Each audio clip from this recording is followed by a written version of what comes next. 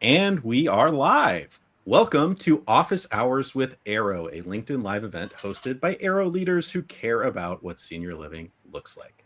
I'm your host and producer, Aaron Neeson, and today I'm joined by Kayla, Katarina, and Austin to talk about resident surveys. Thank you so much for being here with me today, guys. I really appreciate it.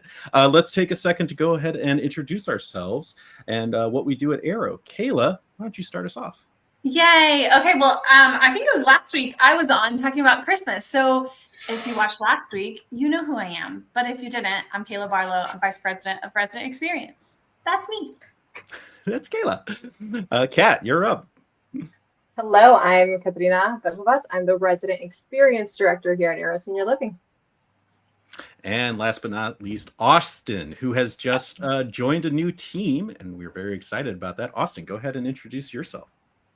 Absolutely. My name is Austin Marsh, and as of this week, I am taking on a new role as Resident Experience Coordinator for our Ohio market. And we are pumped. All right. Today, we are talking about resident surveys.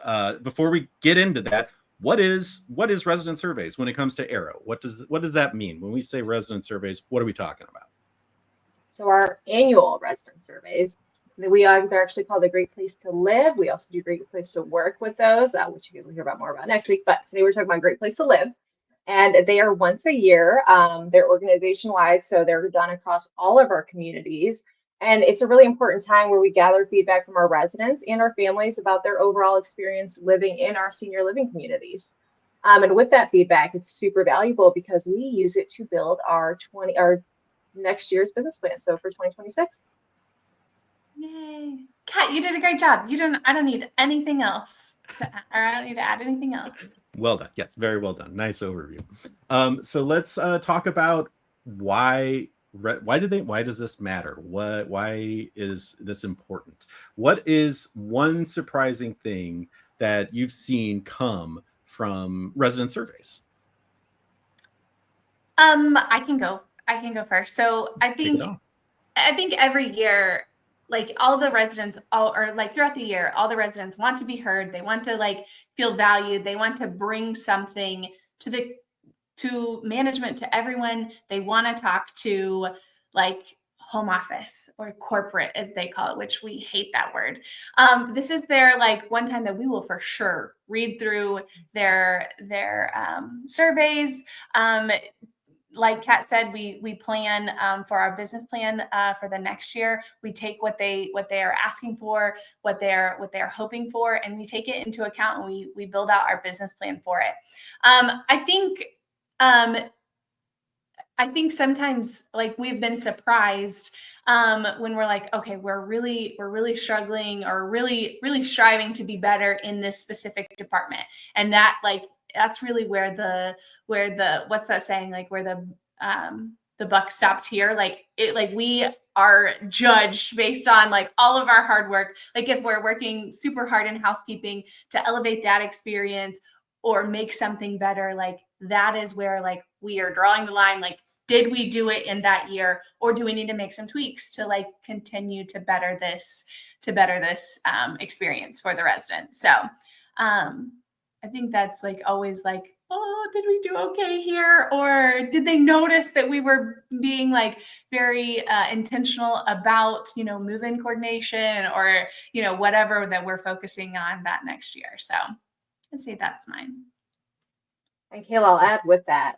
I think our surveys, they help us build stronger relationships with our residents. It's a two-way conversation where we're taking in everything that they've experienced living in our communities and making it better for them. We want to make sure that their voices shape the homes that they're living in. So super, super important for us this time of year. Mm-hmm. Absolutely. And just like Kayla said, we're consistently looking for ways to elevate what we do in our communities. So we may be doing absolutely everything we need to do, but how can we make it that much better? This is a great opportunity for us to garner that feedback from our residents. Yeah, and it's one of those things where it's important that they know that their voices are being heard, right? Like, they can chit chat with the team members all day long, but this is like an official log of what what you guys think about living in our communities, what residents feel could be improved upon. Nothing, our communities are perfect, obviously, but so like what have been what's some of the impact of the resident surveys that you've seen like come out like as a result of these surveys? What's some of the impact or changes that you've seen happen in communities as a result? So I'll just kind of be transparent. As I was looking through like some of our last year results, there were like one of the things that we were needed to be working on was like the value what they receive for what they pay. Like they didn't think that they were getting the value that they received, and so I am being very transparent. That is one thing that we were really trying to work on this year, and one of the things that we incorporated was we have like fall detection, like Foresight, like we partner with Foresight, we partner with Inspirin is our new one that we partnered with this year. And it has that like live feed in. So in between like, you know, your 2-hour checks, like if somebody is on a 2-hour check, like we can like live feed in and actually see like, okay, is Mrs. Smith doing okay? Like, do I actually need to maybe go check on her again? And so I think that just adds value to what we can like maybe not always have somebody like go and check on, but like it's just a check-in. I think that there's so many other possibilities that we're continuing to work with Inspirin, but I would say that definitely like is elevating our value for what they pay. That was like the first thing that kind of came to my mind when, you know, how I was thinking like how did we elevate? How are we offering better? And I think like continuing like to work with the Arrow app. I think that, which is Cubigo, powered by Cubigo, which I think in a few weeks we're going to have them on as well. So that's exciting. But I think that just gives the opportunity for residents to really have a voice, to book their own transportation, to schedule their maintenance requests, like all of those different things. And that kind of just puts the power back into their hands. So by offering that, I think like we are truly hearing like, okay, they don't feel like they are getting the value for what they pay.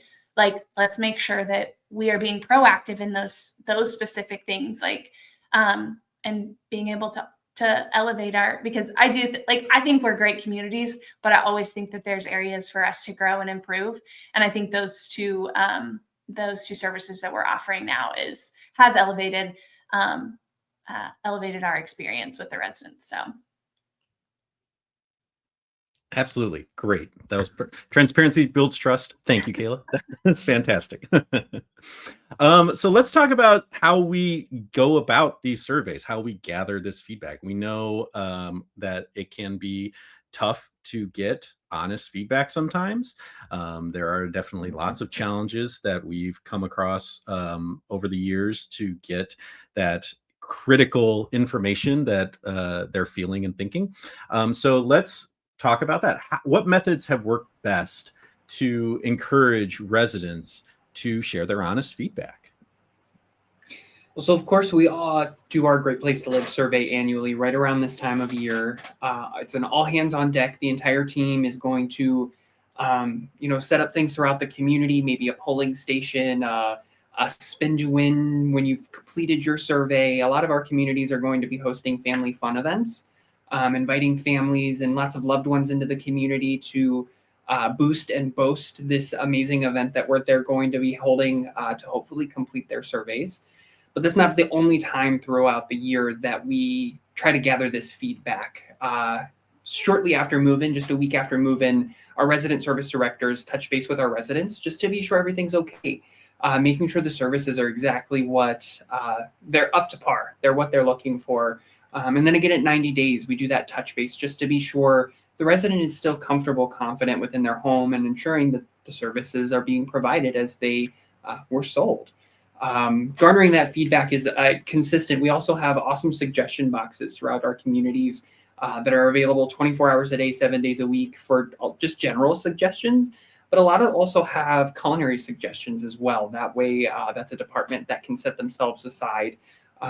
We also have culinary councils that some of our culinary directors will hold, or even our resident town halls are a great place to touch base with our residents and gather that pulse. Like Kayla and Katarina said, we use these surveys in our business plans.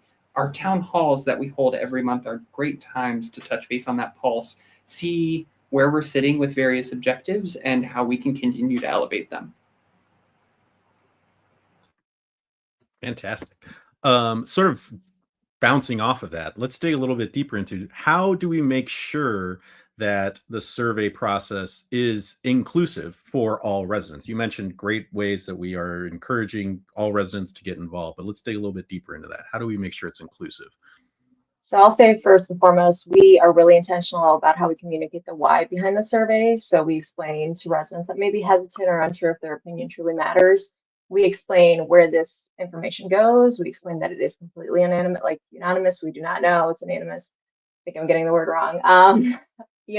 So we don't know what the results, what resident exactly said what results, but it's super important because we gather all these results in bulk information and we put it into these business plans. From there, inclusivity starts at, meeting the resident where they're at. So if they are, they're not comfortable with the computer, we can work with them. We can read the questions out loud to them. We could read the answer options out loud to them. They might want support with some of them. I know Austin even mentioned he's printed out the questions and he's shown the residents here the questions. You can sit and process them. And then when you're ready and you're comfortable, we can work together and get your answers in the survey. So it's really just meeting them where they're at and hearing them and going from there. Yeah, that's great. That's great. I love that we go the extra mile to make sure that somebody who wants to complete the survey will get the opportunity to. We'll make sure to facilitate that. I love it. It's great.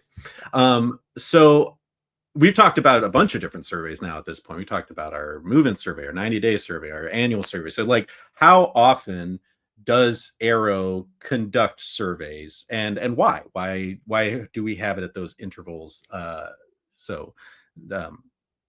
that's the question. Why?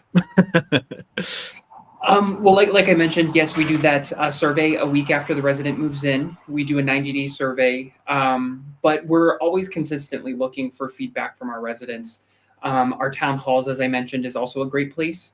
All the department heads will sit, however the format is, but be present with the residents in a space which they're able to express how they feel about the various services and their experience within our community, to ensure that we are striving to continuously grow and ensure that we are providing that experience and the satisfaction to our residents. We also do an exit survey too. So if they move out, we can understand, how we can, have served that resident better, or maybe they passed away and they got to experience all the life within our community. So I think we're always learning, and we take surveys pretty serious. And I think we are getting better at actually taking, there's something to get the information, but then it's now what do we do with that information? And I think over the last 5 years, we have gotten better of okay, we're building this into our business plan. It's strategically placed at a specific time that we can actually make a difference, and their voices are heard in that. So, and then same with exit surveys, I think, and move-in surveys, I see almost, I think, every single move-in survey. And I think they are just so interesting to that's not our intent, or that's not who we are. So we need to be better at this specific community. And even if it's me reaching out to the family member, I love to figure out how we can be better and actually be the best service out there for seniors. So that's all. Yeah, fantastic. I love it. And that's, for the past 5 years, you said it's been an official part of the plan. Before then, we were taking feedback and we're doing our best to implement it, but we built out the I don't know if infrastructure is the right word, but essentially infrastructure for our annual surveys and doing something positive on the whole with the information we get, and that's very important. I'm glad we do that. So let's go ahead and talk about what we do a little bit more with the feedback. So Kayla, do you have an example of unexpected feedback that changed how Arrow approaches certain things or aspects of the community? Actually, so when I was kind of like reading through these questions yesterday, one of the things that I remember, like, we've talked about traditions on these LinkedIn Lives and how important they are to us. And I remember one of our traditions was Disabilities Independence Day. And like, we were going out, like our initial plan was like, we're going out to these like different communities to like see how, see how they can be better about like service, like being more like friendly Inclusive. to our population. Yes, thank you, for our population. And then like after we did some of these surveys, we realized that, oh, like some of our own communities like need to be more like to be more aware. Like the first thing that's coming to my mind, and here I am being transparent again, like one of our memory cares didn't have, like right out their front door, didn't have a wheelchair ramp. And that was like one of our, and it's just like, why do we not have a wheelchair ramp at our memory care, right outside the door? We did have one, but it was down the sidewalk a little way. And it's just like, that's a reflection. Like we are always like looking at like other businesses, and it's just like, oh, we need to. And so that whole next year, like for that specific tradition, like we went internal, like how can we be better at this? Because that was like a eye-opening, like I think a family member left that feedback, and it's just like, oh my gosh, like I walk that community monthly, and I did not notice that I noticed we had one, but didn't notice that it wasn't like super easy to get to with our residents. So I think that was like pretty eye-opening to us. That was never intentional, that we didn't have, a super easily accessible wheelchair ramp there, but it was like, oh my gosh, like, yes, we have to do this. And so we put it in the CapEx for the next year, and we're getting that taken care of. So, but did I answer the question? Yes. Yes, you did great. I was just going to comment on how, like, we just communities just commemorated Disability Independence Day, which is a celebration of the ADA passing, and wheelchair ramps, and building an accessible community is extremely important to us, and that's part of it, and it's great. And there was something else I was going to say that fell completely out of my head. So we're just going to move right along, shall we? Let's see. How do you measure the impact of these changes and on resident satisfaction? How do, like, we get the surveys and we see the changes that we need to make. We do them. How do we figure out if it worked? Go ahead, Austin. Go ahead, Kayla, all you. Well, I was going to say, I think Austin mentioned it earlier. So, we create an action plan after, like, we get all of the survey results. We create an action plan with the executive directors and the department heads of the community. So we break it down individually by that specific community. We create an action plan. I think it's very important that we, like, in our town halls, then we go back to the residents, like, you said this, and this is how we're going to improve or address this situation or concern or whatever it is. But I also think it's important to, in that feedback, so much of the time, I want to know what we're doing wrong, how to fix it. But it's also when we receive this feedback and our housekeeping is doing a really good job, giving that feedback to the housekeeper, this is what the residents said about you, and creating a whole town hall event and bring in the residents and employees of how they are, what the residents had said about them, especially if they are leaving specific names, make sure that they get that kudos. I do think it's important that we do look at the good too, because these surveys do bring a lot of good. And I think that like we can't forget that, as because the residents are sharing that, and most of them are good. But I think we're just oftentimes just fixers, and we want to like fix all the things that are wrong. But keeping that consistent, and like, you know, green beans, like we heard several times, green beans are cold. Okay, here is how we are fixing this. And let me know, like, as the servers are like serving green beans, are your green beans warm? And like kind of keeping it top of mind. So it's just like everyone is working towards hot green beans, you know? So things like that, like making sure that not only department heads know this, but also line staff, like what we need to work on. Yeah, that's what I have. That's going to be my new go team. Hot green beans, everyone. Hot green beans. Real quick before we move on, and I think we may have answered this already in our discussions, but Bree was wondering, other than the Augie system, what big changes stand out the most to you that came from the surveys? And again, we've mentioned a few things already, but I honestly, I'm not in the communities too often, so I'm not super familiar with the Augie system. Did that come from a survey, and what is it? Do you guys know? Well, maybe we just bring Bree in to help with that. But like we mentioned, the Cubico system is always like continuing to, I think, and they have different cubes that we have like chose not to use, and maybe we'll bring them on later. Like transportation, when we first rolled this out, we didn't have the transportation cube as an option. That is one that we have rolled out in the last 4 to 6 months.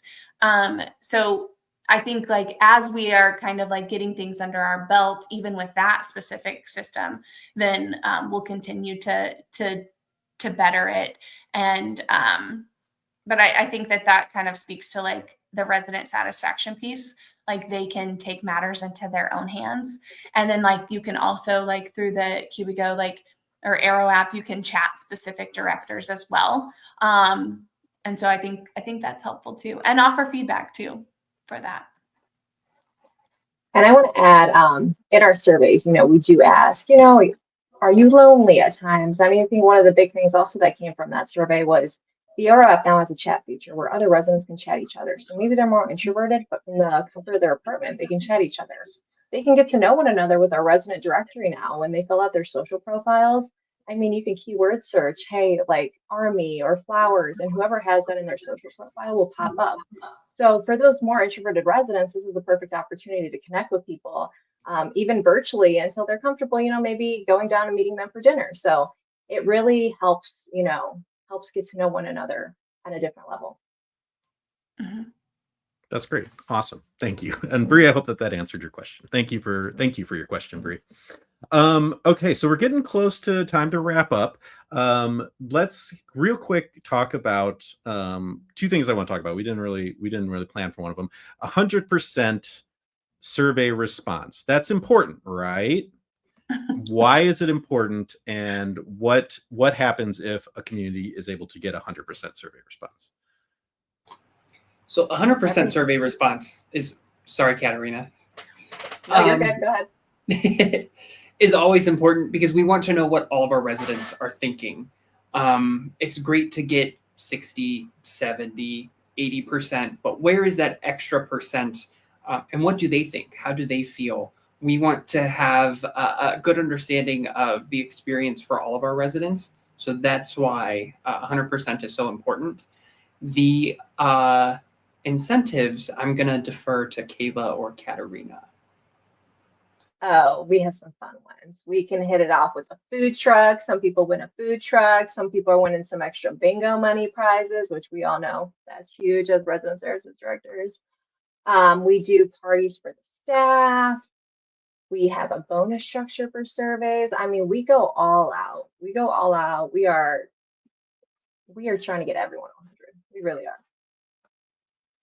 Yeah. So I think she had mentioned like party days, food trucks, things like that. So usually like if they hit like 75%, because I think there's a certain percentage that that we have to hit in order to be able to even qualify for a great place to live or like qualification, or even great place to work. So there's a specific, so we try to go above and beyond that so that we can get the most like clear and like perfect results and accurate results that actually give the feedback, because we can pinpoint, our happiest residents and just go to them and get a feel good survey. That's not what we want. We really want like what does our community actually feel like? We want the grumpy residents. We do want the happy residents. We want the residents that are straight shooters.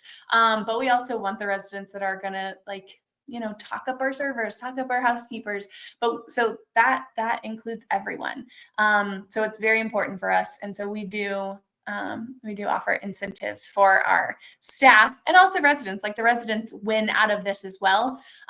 Like Katarina said, their bingo, we do like grand bingos that it's kind of a celebration of like, we did this. Yeah. I kind of wish that I didn't have one more question, because I could have been like, yes, we did do it, but we're not done yet. Real quick, last question. What advice would you give other senior living communities who are looking to use surveys effectively? I would say keep it simple and consistent. They don't have to be super long to be effective. They have to be easy to understand, easy to complete, and they have to be followed by action. Yeah, definitely that. I know yesterday when we were working with our rep from Activated Insights, she was like, we can extend out if you need longer than 2 weeks. I think you just go hard for the short amount of time that it takes and get as many as you can, because then it's over.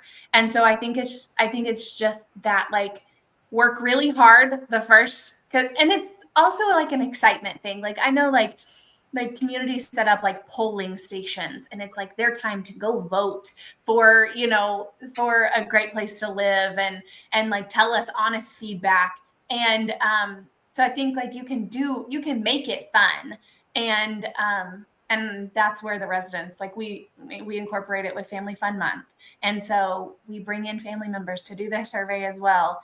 Yeah, so make it fun, make it an experience. Go for it.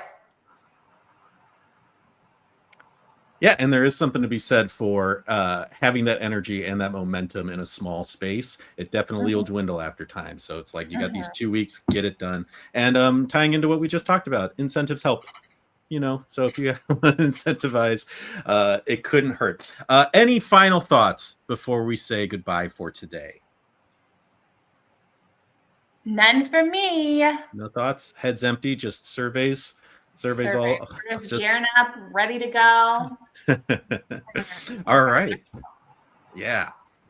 Okay. Well, thank you guys so much for joining me today. I had a great time chatting with y'all about surveys. And be sure to come back, all you viewers. Be sure to come back next week when we talk about employee surveys. So that's going to be a fun one too. Thank you all very much. We did it. Great job. Have a great day, everybody. Thank you for watching, and we'll see you next time. Bye. Bye. Bye.